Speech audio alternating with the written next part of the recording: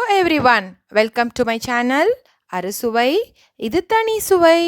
இன்றைக்கி நம்ம சேனலில் ரொம்ப சிம்பிளான ஒரு ஸ்நாக்ஸ் ரெசிபி அவல் வடை எப்படி செய்யுதுன்னு பார்க்கலாம். இதுக்கு நான் ஒரு கப் அவல் எடுத்து நல்லா கழுவிட்டு நான் வந்து ஒரு 1 ஹவருக்கு ஊற வச்சு எடுத்துக்கிறேன். இப்போது 1 ஹவருக்கு ஊறின அவலை வந்து பிழிஞ்சு ஒரு பவுலுக்கு மாற்றிக்கலாம். பாருங்கள், இந்த அவலை வந்து இப்போ நல்லா பிசைஞ்சுக்கோங்க. வந்து தட்டை அவல் எடுத்திருக்கேன், நைஸ் அவல் எடுக்காதீங்க. இப்போ நல்லா பிசைஞ்சாச்சு. இதில் ஒரு மீடியம் சைஸ் வெங்காயத்தை பொடியாக கட் பண்ணி சேர்த்துக்கிறேன். அப்புறம் ஒரு 2 பச்சை மிளகாவை பொடியாக கட் பண்ணி சேர்த்துக்கிறேன். இது கூட பொடியாக நறுக்கின கொத்தமல்லி கருவேப்பிலைகள் சேர்த்துக்கிறேன். இது கூட வந்து ஒரு 1.5 டேபிள் ஸ்பூன் அளவுக்கு கடலை மாவு சேர்த்துக்கோங்க. அப்புறம் 1 டேபிள் ஸ்பூன் ரவை சேர்த்துக்கோங்க கிறிஸ்பியாக வரதுக்காக. அதுக்கப்புறம் ஒரு டீஸ்பூன் சோம்பு சேர்த்துக்கோங்க.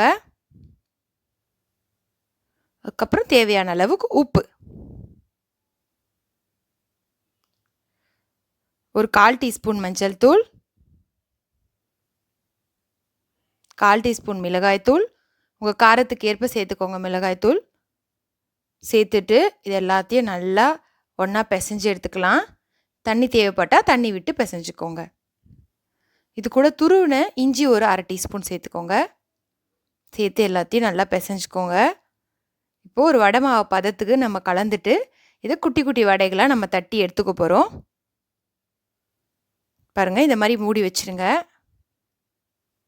இது ஒரு 1/4 மணி நேரத்துக்கு ஊறினதுக்கப்புறம் நம்ம இப்போ குட்டி குட்டி வடைகளாக தட்டிக்கலாம்.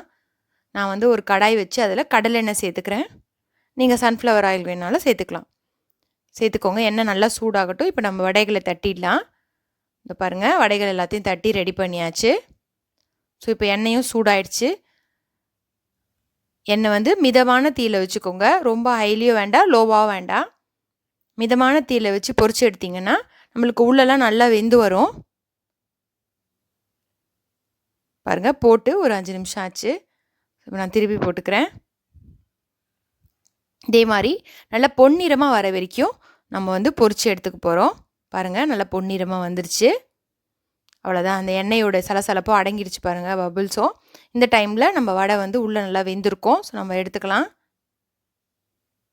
நீங்கள் ஹை ஃப்ளேம் வச்சிங்கன்னா மேலே சீக்கிரமாக கரிஞ்சிரும், உள்ளே வேகாது. அதனால் பார்த்து எடுங்க. எண்ணெயோட சூடை பார்த்து வடைகளை போடுங்க.